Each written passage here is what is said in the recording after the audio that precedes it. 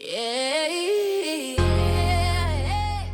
Man, you will never hear me say that I am an expert at understanding your pain, the things that you specifically have had to endure and are continuing to endure, those private battles that you have, the nights that you have cried alone and have had no one to talk to, have had no one to pour into, understanding your pain at the level of things that you've endured as even a little boy and have had to carry that all the way up into your adulthood, your manhood. I do not understand. I could never understand, especially our men of color, the amount of racism that you go through and pain that you go through day after day, week after week, month after month, year after year, and you still carry those burdens silently, not even being able to talk about it with your loved ones, your families, and so forth. I do not understand that level of pain. But what I do understand is, or I should say, what I'm willing to do is just sit and learn from other men as a woman so I can gain understanding of what exactly it is that you are going through. However, I do know that silence doesn't make a man strong. It just makes your pain louder. It makes you, suffer on the inside, and that all that builds up. So today, we're going to talk about what happens when, man, you stop pretending that you are okay because you are not okay. I'm going to tell you one thing, though, before we get into this episode. We need you. We need you not to be silent. We need you to talk about your pain. We need you to have outlets and people and places and sources to go through. And when I say we, I'm talking about your wives need you, your daughters need you, your family members need you, your community needs you. We need you to talk. We need you not to be silent. We need you. We need you, man, to be okay. All right, let's get into this episode. Today, I have a very special guest. This is the part of the channel that I absolutely love to do. It's the time where I get the opportunity to have somebody come on and just share their personal journey, share their personal story with us on today. My guest today is Mr. Ronald Zion Roseboro. And I'm just going to run just a little bit of his information to you guys. I'm going to read it off to you about just his personal accomplishments and some of the things that he's been through, and we're gonna jump right into it. Okay, so running it down, released from U.S. prison system in 2004. Over 20 years later, founder and CEO of Shame Free Life Coaching and Consulting, certified trauma informed coach and professional life coach, creator of the Brick Mythology, a blueprint for rebuilding after loss. He is the author of The Brick Method, How to Succeed After Your Sentence. And there is a Samson in you. He holds a master's of arts in human services counseling, crisis response, and trauma. And look, where are my notes? Listen, his mission is helping men breathe again and resurrect spiritual strength when life throws bricks.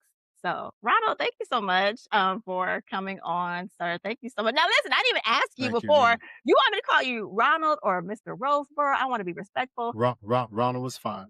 Ronald, okay, okay. Thank you so much. Thank you for joining me today. Thank you so much for having me. I'm excited about this conversation. Awesome. Listen, so okay, let's go ahead and get into it. Can we start with your personal story? I want to talk about like the time when you were incarcerated, but can we go a little bit like before that time? Because we all have a life. Obviously, you didn't pop out the womb and then boom, you were incarcerated. So, you were, you had a youth and stuff like that. So can you tell a little bit about like your upbringing and so forth? Yeah, thank you so much for the question. So I oftentimes say that I was actually incarcerated before I was incarcerated, and we'll unpack that a little bit. Mm, I came from a wonderful family. My mother and my biological father, they pretty much split up when I was around 2 years old. She later remarried when I was age 7 or either 8. And stepfather was great. He showed me a lot of how to be very financially responsible, but emotionally he was not present. Physically he was present, but mentally and emotionally, he checked out. And I kind of attribute that to his lack of interaction with his father. So this is now a generational dissonance of being disconnected. And so, and I often will say that, there is no perfect parent. I have yet to see one. There's no perfect parent. And it's trial and error. And a lot of things actually pass down, transgenerational. So my parents raised me as best as they could, and they did a wonderful job. However, it was never instilled in me to have the autonomy of being able to take on the world, to be very confident in myself. And so, having no siblings, I mastered the art of being alone. I had to fight my own battles. I had to stand up for myself. There were seasons of being lonely, and a lot of people will say, "Well, being the only child, you get what you want." And that is true to an extent, but a lot of what you actually get is the seasons of loneliness, self doubt, and not having a proper blueprint of how to become a man when you're going through those adolescent stages. So I went through seasons of being bullied. I went through seasons of just not being able to figure out life as a youth and then later as a young man. And so I started following my peers. And in following my peers, I was looking for validation, acceptance, and approval, mainly from men and so whatever you don't get from home, you will find in the streets. You will find it somewhere because there's an innate attraction and hunger and thirst for that which you have yet to receive. And unfortunately, for the most part, it was very delinquent as far as many of the things that I would learn from a youth, whether it's the locker room after football practice, basketball practice, or just in general terms in school and in the neighborhood. So I think that emotionally, I was at a place of rejection, lack of identity, and I mastered the art of people pleasing. And so that's why I made the bold statement that I was actually incarcerated before I was physically incarcerated, Mm. emotionally, psychologically, and spiritually incarcerated before I ever experienced the physicality of being incarcerated.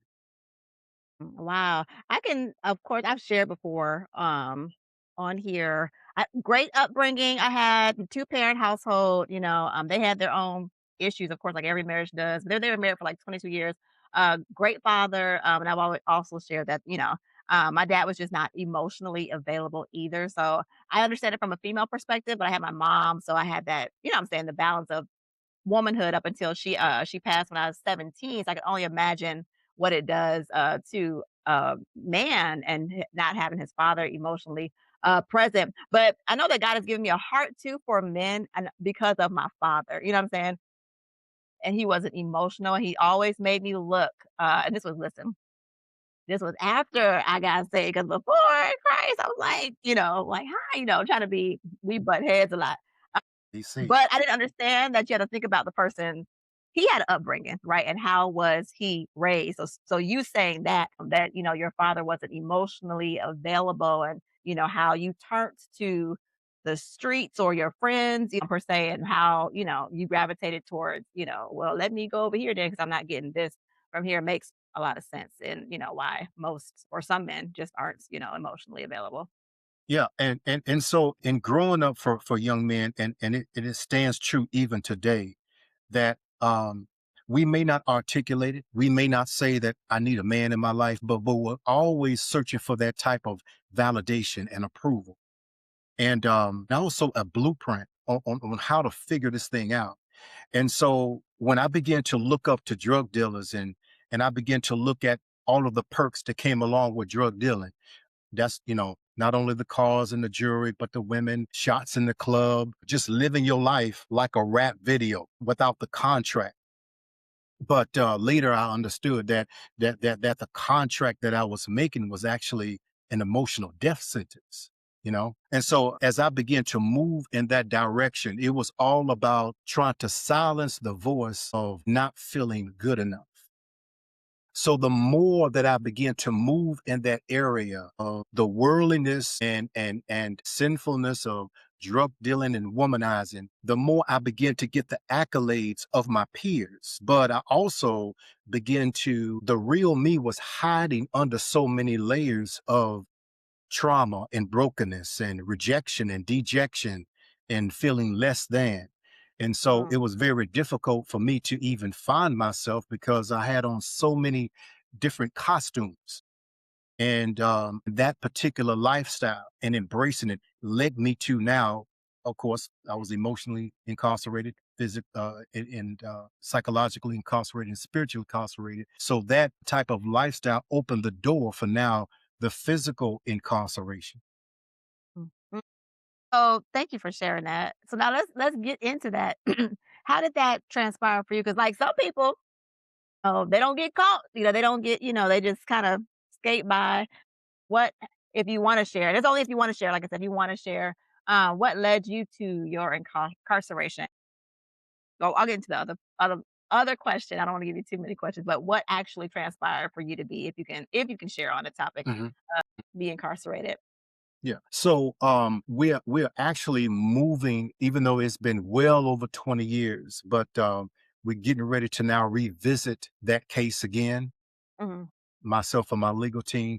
But I will say this, that in the midst of selling drugs and in the midst of living this club life, popping bottles and just living this facade, I came in contact with this young lady, and we dated for a period of time. She was actually one of many that I was actually dating during that time.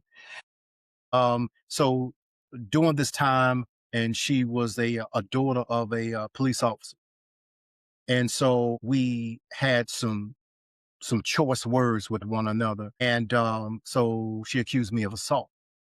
And so, not that I'm trying to reopen my case as far as right now, but we will definitely, we're in the midst of going back and opening that case up again under different types of evidences. So, but it was an eye-opening experience for me because I always have a heart for three people, three types of people in life. That's how I was raised. Number one, the elderly. Number two, children. And number three, women. And so this particular place in life, it was very traumatizing to say the least. And so I had a lot of trauma that I had to work through. See, right now, a lot of people see the finished product, even though I'm not finished. And I'm glad because I don't know anyone on this planet that can vouch for being a finished product Right. because we are still being molded. Hopefully, we're still being shaped. We're still being filtered from a lot of the things that we have experienced in life. And if anyone says anything otherwise, then they're not being true to themselves. But there was a lot of trauma that I had to work through during that time, not just physically being incarcerated, but there was a lot of trauma, best believe, that I had to work out after. Now we're getting into post prison. Mhm. And so that's when you're really getting into the rejection. That's when you're really getting into being dejected. That's when you're dealing with shame and you're dealing with embarrassment. You're dealing with the what ifs. You're dealing with so many aspects of discriminatory practices that are waged against you before you can even get a chance to prove yourself. Someone has already sized you up. Someone have already come to the conclusion, though they don't know the full story, yet they're trying to tell your story.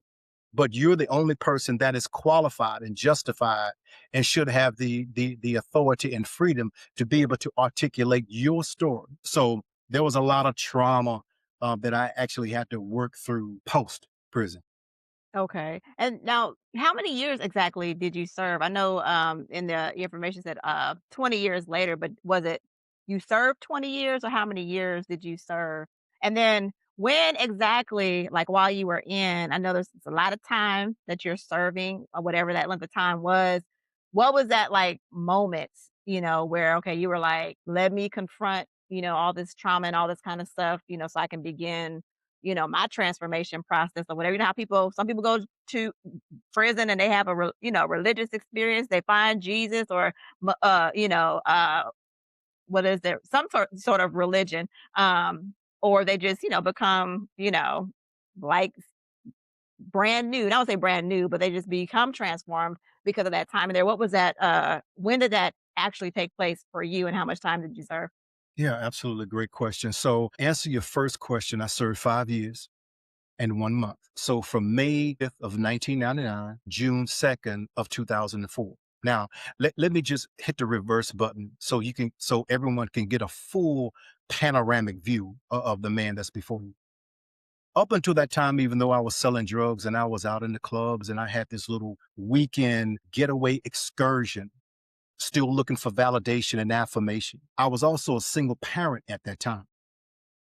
So I had custody through the courts of my daughter, my mother, has now transitioned, my grandmother who transitioned. They were helping me as I was working two jobs, one in the bank and one at an insurance company. And I was also going to school at that time. So they were helping me as far as with the caregiving of my daughter. And I'm sorry, let me pause you for just a second. If you don't mind sharing too, how old were you at this time?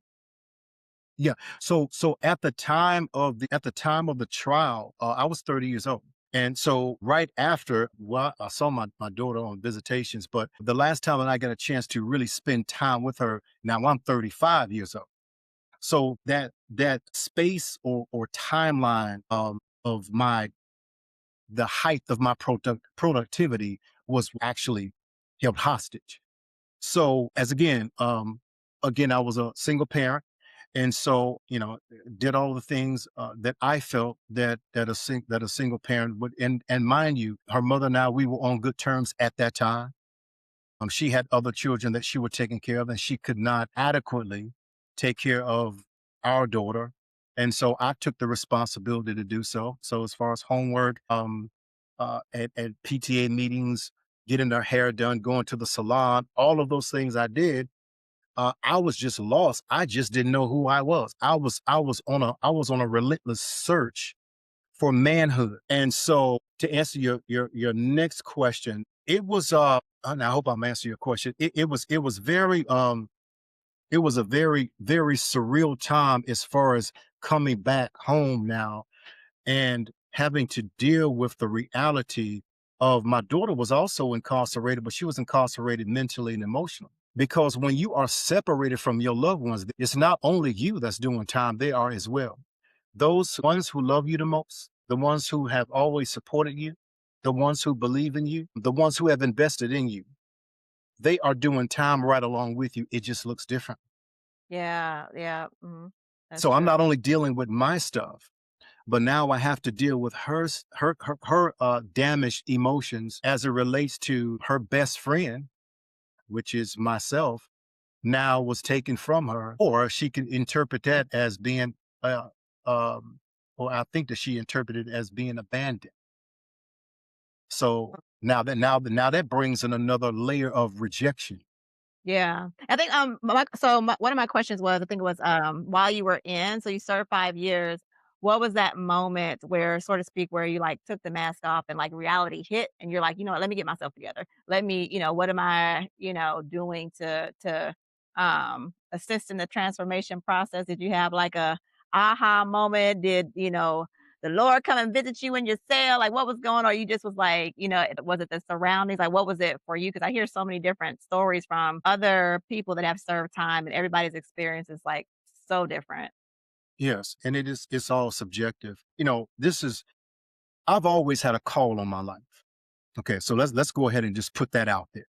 Okay. I knew the call that I had on my life when I was at age 5 years old. And I thought it was very cute. I thought it was when I came to that understanding is very nice. And but I did not embrace it in my adolescent years or in my teenage years. I wanted to live life on my own terms. So I ran from my call. I ran from being selected by God. And it inadvertently I ran to the very things that are very destructive to to not only sabotage your purpose, but it can also end your life. And so my aha moment was going back. to where I was as a youth and just laying my heart bare. You know, my mother was a teacher for 25 years. So, like I said, when I was raised right, I know I was raised right. And I could proudly say that. Highly decorated school teacher, 4 degrees in science, chemistry, physics, and 2 other degrees. So, in seeing her cry on visitations, okay, it broke my heart. But it also allowed my heart to lay bare to come back to the one who created me. And I know the one who created me, which is God, the Most High. Me living my life apart from Him was never His purpose, never His intent. Me just aimlessly meandering through life and wasting time off of the biological clock of my life was never His intent. Me being caught up in all types of nonsensical relationships that's based on greed, that's based on lust, was never His intent. But the void in my life was so pervasive. It was so wide. By not coming to Him, who is the manufacturer, I tried to fill it on my own terms. And it was very temporal and it was very destructive.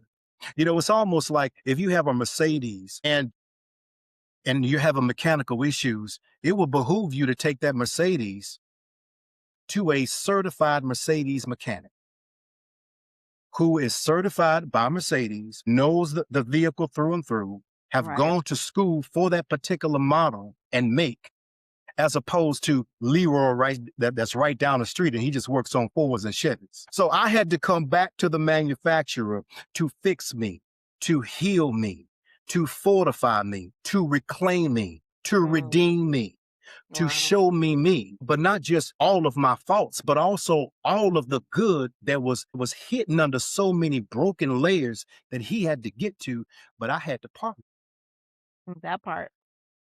That part right there, because we have free will, like, God could be knocking at your door, at your front door, but, if you don't let him into your house, you're like, Right, he's not gonna force his way in, that's so true. Wow. Okay, so let's fast forward a little bit then.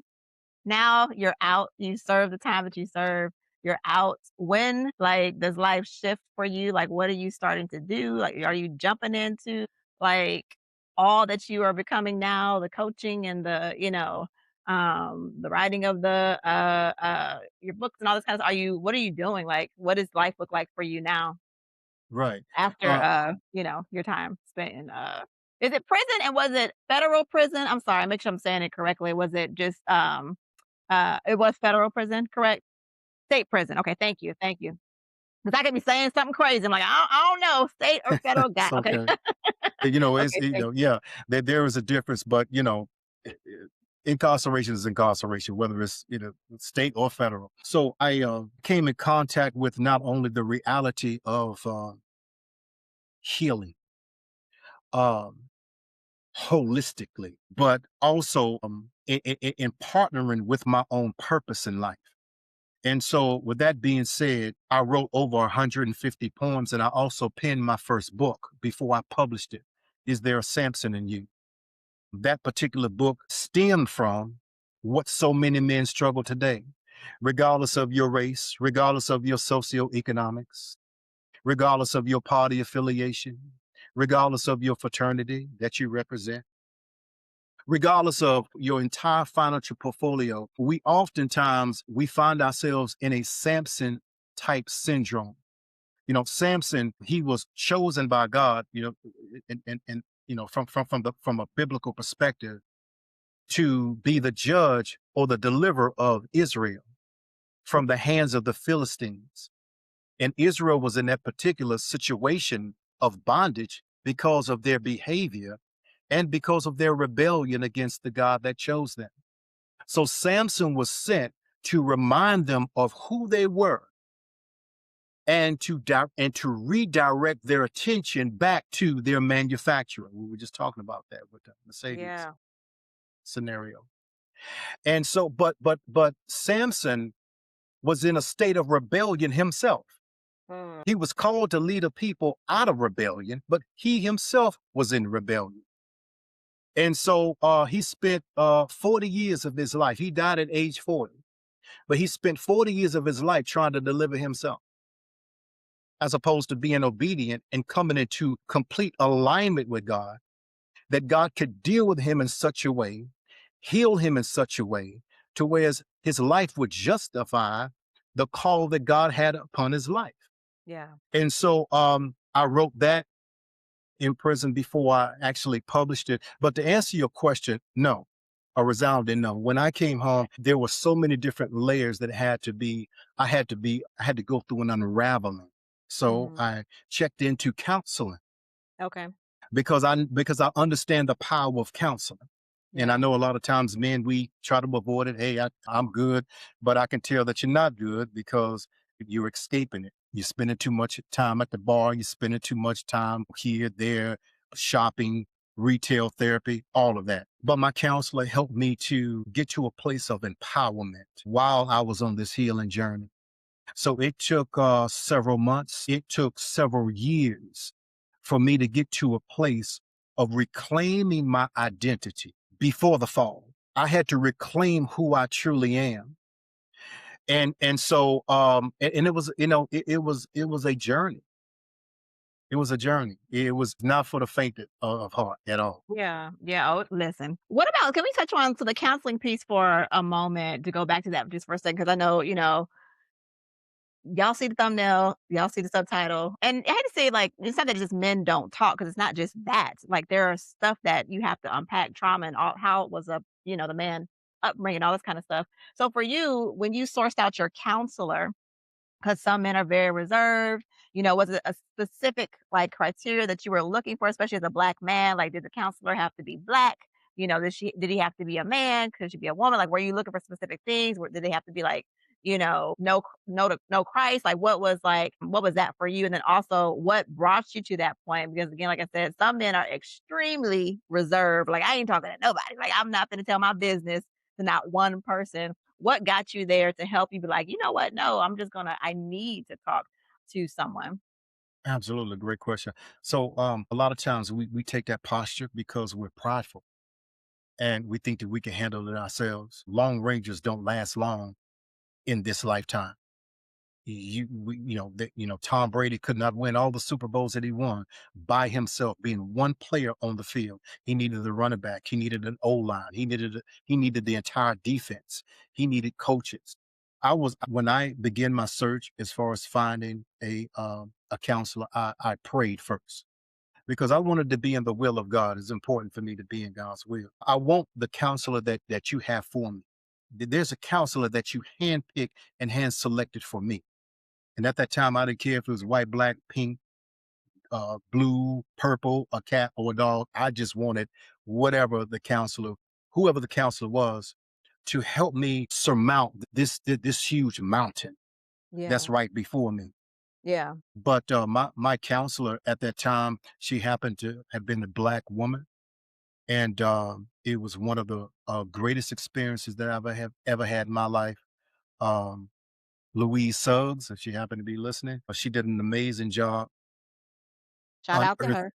Shout out to Louise Suggs. She helped me to unearth so much and to reclaim my identity, to walk in such a manner of self-discovery and self-awareness, and to embrace the reality of redemption. Mm. And I did because I had a lot of anger. I had a lot, I had a lot of pent up anger built up, and so I needed to work that out. And with the help of the Holy Spirit and also my counselor, that's exactly what we attack those areas. Yeah. So I just wanted to mention that for a brief minute there. And I'm so glad you brought up that example too. Number one, of course, alignment. But even for those people that, don't know the Lord yet, you're just not there yet. Cause listen, we ain't always known the Lord. Okay. So like life is real. But you brought up a great example about Tom Brady and football, because I do see a lot of athletes sometimes, a lot of people just in like, very, stressful career fields and what for. And they just don't or just have this, like I said, reservement about themselves. But what you said about football, you kind of would put somebody in the mind of, you got to remember, you were once on a team, and this brought me back to I saw something on social media, and I was gonna post something about it that I didn't have a way to like that I wanted to mention it. Anywho, it was a former football player, and he was like, after he had, transitioned from his career field, because you leave all of that, right? You leave the team, you leave the coach, you leave the players, your friends that are contacting you constantly, and it's just you by yourself.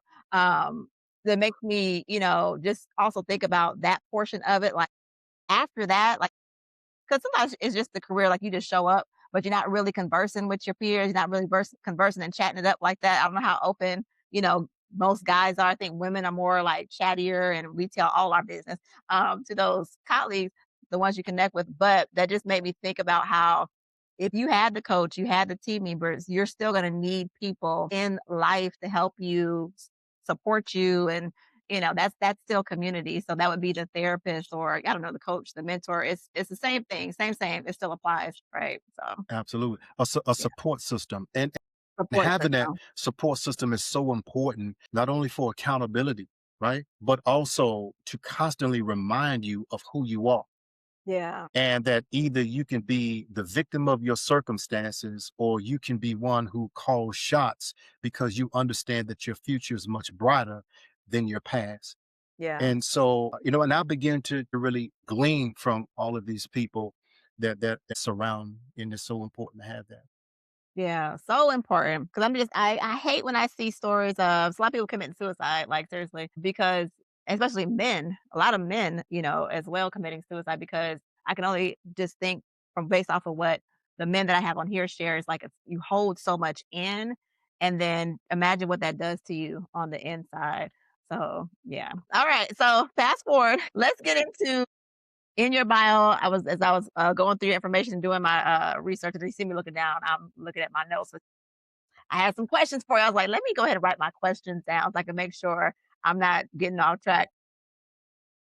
In your bio, or in your information that I was researching, you're talking about men are taught to suck it up, like we were sharing on here. Men are taught to man up, and a lot of that you've taken from your background, how you were raised, and things like that. I'm sure being serving jail time didn't have a lot to do with it as far as like helping the process until you got to your point of like, you know what, like let me start to begin to gain clarity and so forth. But again, when did you realize, I guess more so as you were going through counseling and counseling was helping you, your understanding, okay, silence didn't help. Let me go get counseling. What was like the next steps after that for you? And when did you start? We're gonna get into, I know you talk about emotional Miranda law. We're getting to that. But what were those next steps for you in your journey? Did counseling help you with like you and your daughter's relationship? Like unpack the rest of that too. Yeah. So counseling it had a huge impact on my reconciliation with my daughter. When I was taken from my daughter at age 11, now I come back and she's age 16. So during these pivotal years of her life, she ran away from home, experimented with drugs, experimented with sex, tried to medicate the hurt and the pain of feeling abandoned and rejected by her father, who was her best friend at that time as well.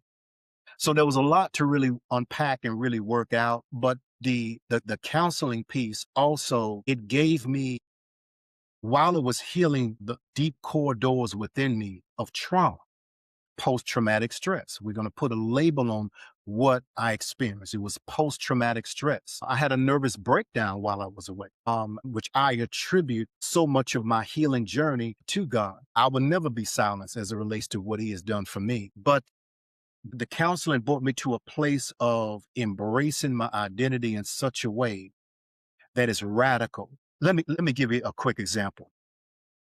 Martin Luther King, Malcolm X, Mark Wahlberg, the actor, the Hilton sisters, Robert Downey Jr., Christian Slater, and there's so many others. What do all of these people have in common? Celebrity. No, they all were in jail or either prison. Really? Some of those names I did not know were in Yes. jail. Yeah. Wow. And all this is public information. Yeah. Okay. And there are countless of others who have. Mm, mm. So when I look at this situation, when I look at everything from a panoramic view, the whole gamut of These people that have moved on to do great things in life, they did not, or they refused to allow their past to become their present, and to hold them hostage from their future. There was something on the inside of them that was just so resilient. It was so tenacious that they refused to throw in a towel on themselves. And as a result, we can talk about them now. And Yeah. so counseling brought that up, brought that to my attention, so that, well, listen, you know, they're just like I am. So I really don't have an excuse. And so, and also it really showed me to really lean into people who have my best interests at heart, and to not waste a lot of time. This is going to be very beneficial to someone listening.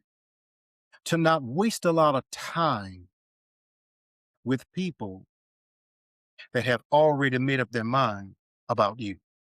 Mm, If they've already made up their mind about you and they're not willing to learn from you about you, then you have to do as Christ instructed the disciples. If you go into a city with peace and they greet you in peace, may peace be upon that household. But if not, knock the dust from your feet, that it will serve as a testimony against them, and keep it moving. So yeah.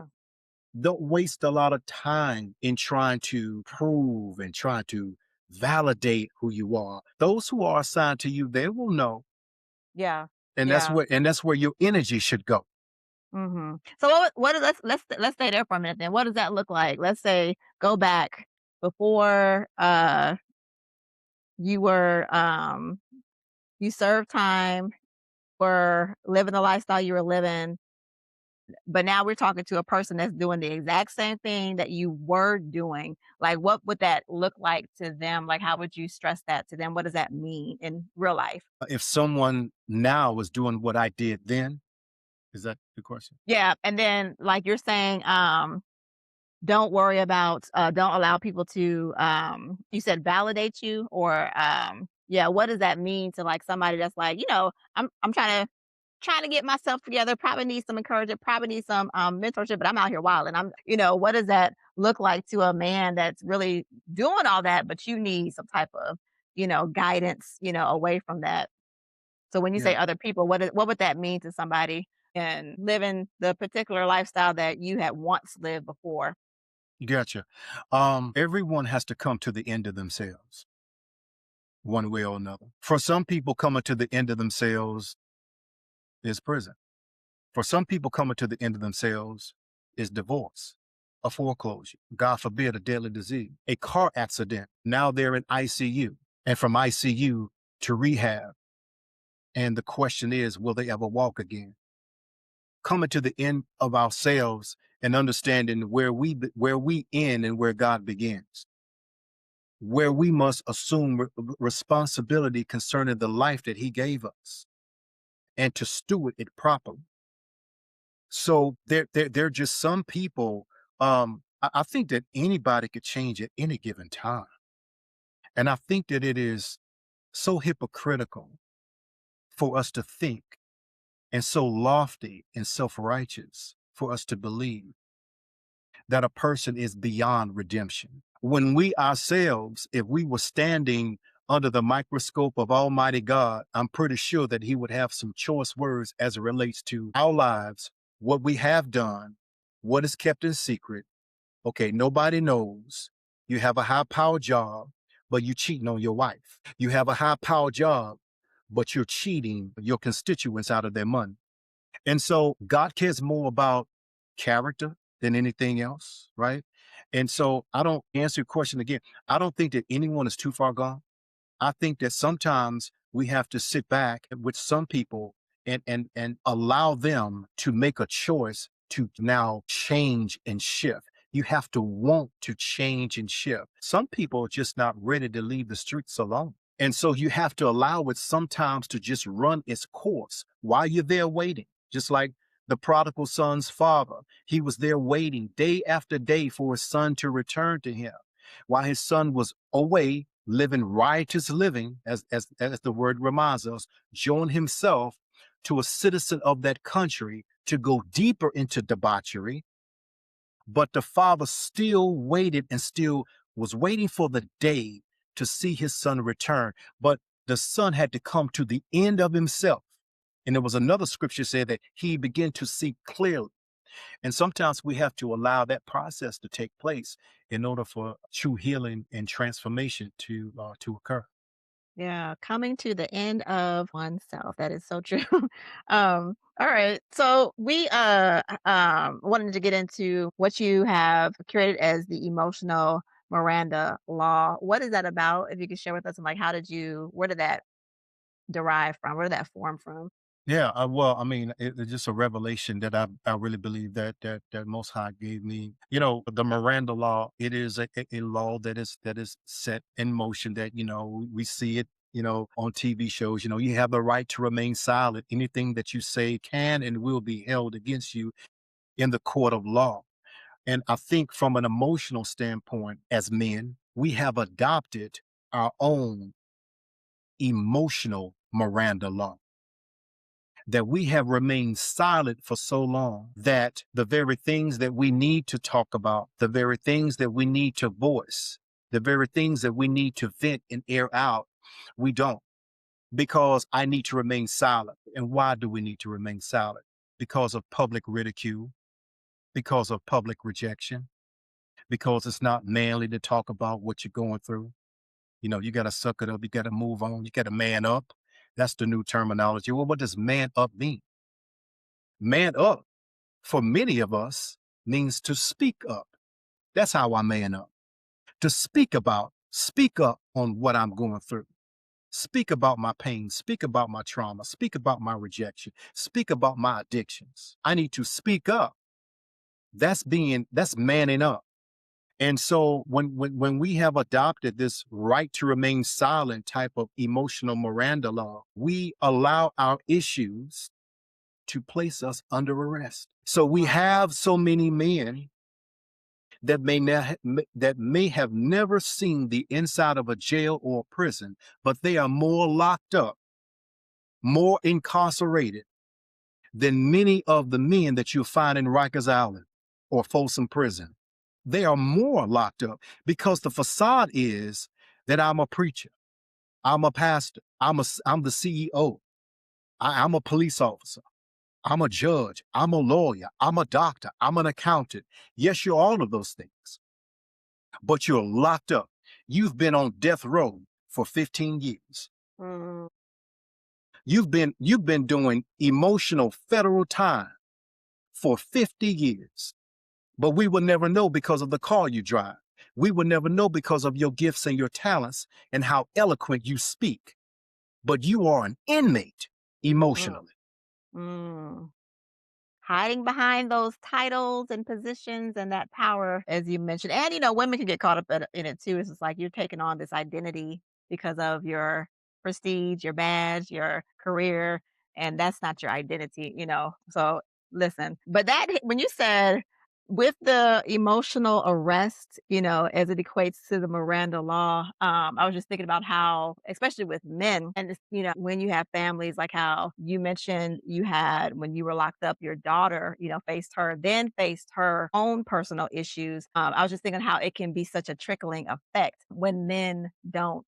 I went through it too with my father because he was under emotional arrest, and I knew it. And I just always, begin to think after I've done my own personal work, how it's so important. Like, we need you men to speak up, like we need one another as, not just within community, but like in your family dynamic, and so forth. I mean, your marriages, relationships, right? Your siblings. So it's just like the mentioning of all this is just like, wow, how important it is for a man to speak up so that you can combat some of the residual effects of you not talking, because it not only places like, an issue within yourself, but you're also, creating without knowing, you're possibly creating like it within your, whoever is your village, like your family, your kids, your siblings, and what have you. Um, so yeah. And along with that, I think a lot of times if we can really keep it real with one another, Mhm. even when you're talking about relationships, oftentimes we find ourselves as men being involved in relationships to keep us dysfunctional. Now, this What's that goes about? back So this is a whole, I don't know, maybe this is another podcast. I don't know. You be the judge. But I wrote another book called Woman If You Only Knew. And I was talking about various issues that we wrestle with, as far as, men. But there are many of us as men, though we say that we want the ideal, we have an ideal woman that we're looking for, not just physically, but mentally, emotionally, spiritually, etc., financially. But we know that in our heart of hearts, we're not ready to change because we're not done with the world. We're not Mm, done with the addiction. We're not done with the immaturity. We're not done with our own issues that have us under arrest mhm. due to the emotional Miranda law. Okay, so pause for Remaining just a silent. second. So, mhm. So pause for a second. Let's go back because I want to make sure I'm understanding. I'm not gonna say I'm having a slow moment, but I might be having a slow moment. But let's go back because I want to make sure the audience gets it too. But you were saying sometimes men, and that's why I said I want to unpack that. You said choose relationships or to keep them The in their unhealed, dysfunction. and let me put an emphasis on that. Okay. The unhealed man, The unhealed man. the unhealed man, just like you have unhealed women, but we're talking about now the unhealed man who uh is not, he wants the ideal woman, but that will come with an entire different look. He would have to look in that mirror, and he cannot walk away forgetting what he saw, that he's responsible for that. So he may say, "Yes, I'm looking for a wife. Yeah, I'm looking for, a good woman." But you don't entertain that. But you entertain another woman that will keep you in a delinquent state. Now we're Mm, going back to my BC era. Now we're going back to the pre-incarceration. I would entertain those type of women. I would entertain the ones that, hey, yeah, let me get a shot at, shot at the bar. Hey, how you doing? The party girl, the city girl, who has her own brokenness that needs mhm. to be healed. So you Yeah. got two broken people, and ain't nothing whole about that relationship. Not one thing. Right. Why do you think that is, though? Why is that? Is it just, and of course, like, other than, outside of Christ, we are all in darkness, right? You just doing whatever you feel is good to you. But within the emotional context and like the trauma context, what is that in a man that you will keep him, like if we're talking in a context right now of relationships or whatever, he's knowing he wants a wife, but we finna go get these, Cardi you know, B's, Sexy Reds. I ain't gonna Is this a real podcast? Or I mean, let's keep it real. We're keeping it 100. So, what is that though? so we unhealed man, we talk a good game, and we recognize a good woman. We recognize that she would be good for me. She is wife material. Mhm, But because I have not dealt with my own issues, I have not healed in my own emotions, I want to linger in this place a little bit longer because it's familiar to me. mm, It's comfortable for me. mm, A change is not comfortable. Transformation is not comfortable. mm, And so it's very easy to remain in a Peter Pan state of being 17 or 18 forever. mm, And so this is the reason why a rapper can be, and I'm just using this as an example. We can use rock stars, heavy metal, whatever the case may be. But a rapper who is 48 years old, but you're talking about the same thing that you did at 18 and 19 and 21. That's called arrested development. And so oftentimes the woman who is wife material, and that won't castrate us, but challenge us to take a look in the mirror because she sees that we have the potential to change. Either we will push her away and go a different way to choose the city girl because she will keep us in a delinquent state because we're not ready to mature yet and face and slay our own demons, or we will see that, I need to change. And I'm not going to change for this woman. I'm going to change for myself. And she's just an added bonus. mm. Wow. Okay. I'm definitely gonna have you come back on for a whole nother relationship episode curated towards just specifically that topic. Yeah. So, but let me stay on topic. 'Cause like I said, I will get us off, and we'll be here for forever, forever, ever. But we're not gonna do that. Let's go into I wanna go into, what you do because you are a trauma-informed coach along with so many other different things. what are you doing now? You've experienced all this, you're at this place of success now. What are you doing to help other men, through their stuff, their pain, their emotional silence, get from that point of not being silent anymore and talking and, being those, men that that God intended them to be in the first place, not to, we all have a past, we all have an upbringing, and some upbringings are a little bit more worse than others. But what is it that uh, what are you doing? What services do you offer and so forth? If you can share, please. Absolutely. So I have one-on-one coaching, also group coaching that I do. One of the things that's near and dear to my heart is to remind men of who they are. Whether your father was around or not, whether he was physically present, MIA emotionally, or maybe he was not around at all. Let me tell you what I see. I could care less what you did last night, what you did 2 years ago. Let me tell you what I see. And so how can we bring this to fruition as far as what I see? But not just what I see. I want you to see what I see as well. But we're going to have to now remove some layers. And so in my coaching process is not more so of just going back like a therapist to unravel so many issues, because it may be an instance where I would have to refer you out to a psychologist. But as far as a coach, a trauma informed coach, and also a certified professional life coach, let's deal with right now. We can talk about the past, but I want to deal with right now and come up with a plan of action in the confine of a support system, an accountable system, and so that we can move forward to advance your life. And so I work with all types of men, and I always find it rather interesting because we just want to have a sense of belonging. We just want to know that we matter.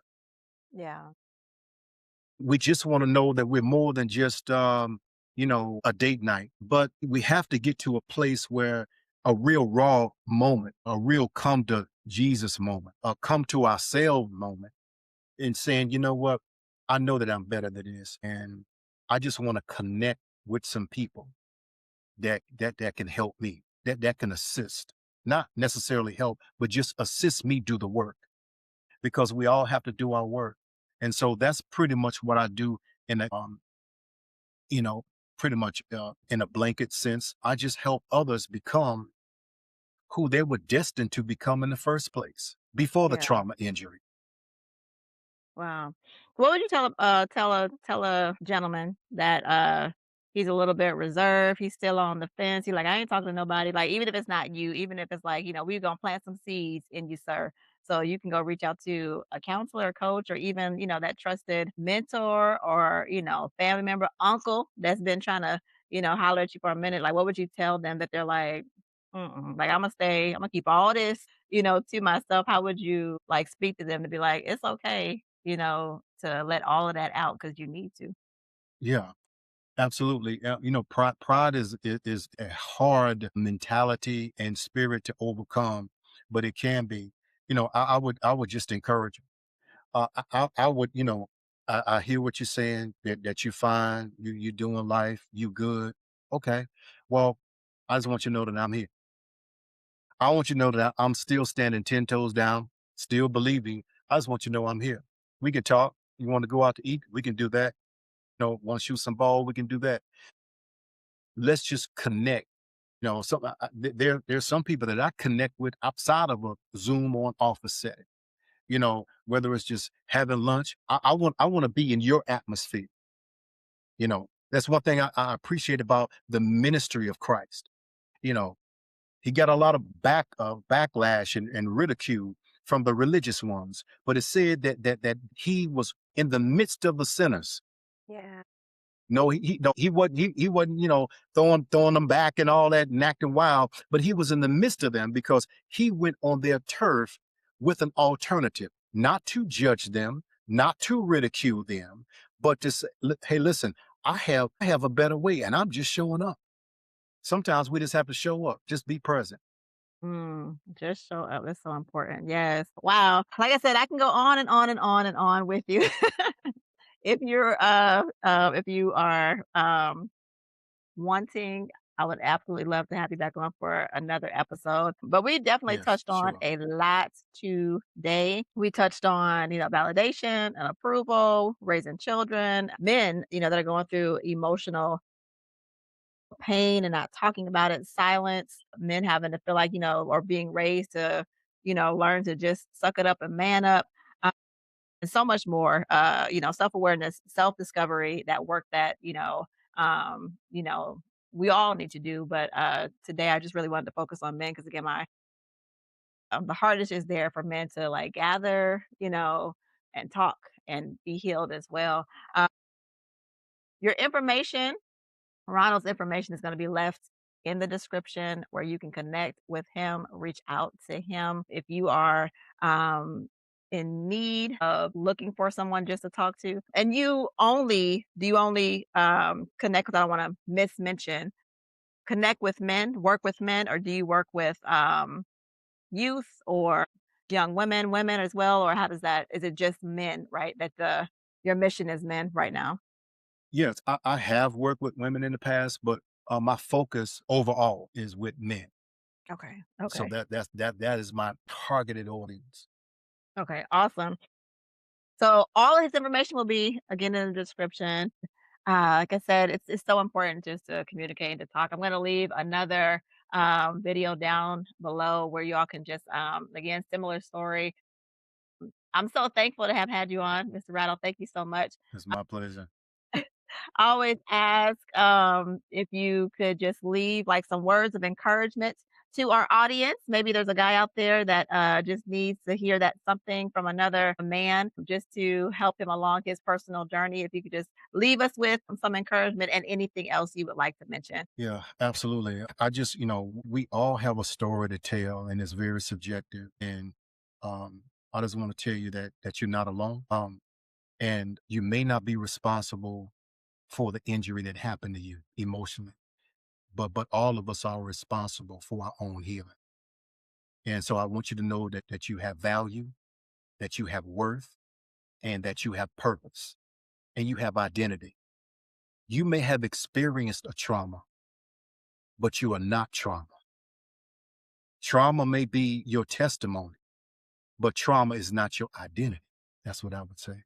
Yeah. And you have a book too, right? You have a book that you wrote. What was the name of the book again? Yes, it is. I have 9 books actually that I wrote. The Brick Method. Okay. We talked about it before, and also this book here, Is There a Samson in You? And the book that I reference, Woman If You Only Knew, and we can have that podcast at a later date Yeah. Yeah. Let's do it. about the dating scene and what does that look like in a healthy sense. Yeah. Yeah. That's so important too, because we don't want to pass on trauma. We just connected with trauma, dating trauma. That's a whole nother conversation. But I love a good book. I really do. And I always believe that's why I wanted you to mention your books. And those will be left in the links to his books will be left in the description as well because you got to have tools also. Because maybe, you are on a job where um, you don't have connection to insurance that will help you with therapy or counseling and maybe you can afford it. So there's a lot of resources though out there other than having to pay for a service. Again, his books, buy a book, and then take baby steps to get to, okay, then connect with coaching services and so forth for his coaching services. So there's ways to get to your healing, but like Ronald said, you're responsible for your own healing. We're responsible for our own healing. You gotta do the work, right? As I said, faith without works is dead, Dead. right? That's right. Yeah. So well, all right. That's our time. Thank you so much again for joining me, Ronald. I really appreciate it. Definitely gonna have you back on again. And you all until next time, if you like what before next time, let me say this. If you like what I'm putting out, if you want to watch more episodes on guests, be sure to join this community by subscribing, click that subscribe button. All right, you guys. I would say we, like you coming back with me, right? I'll see you guys in the next episode.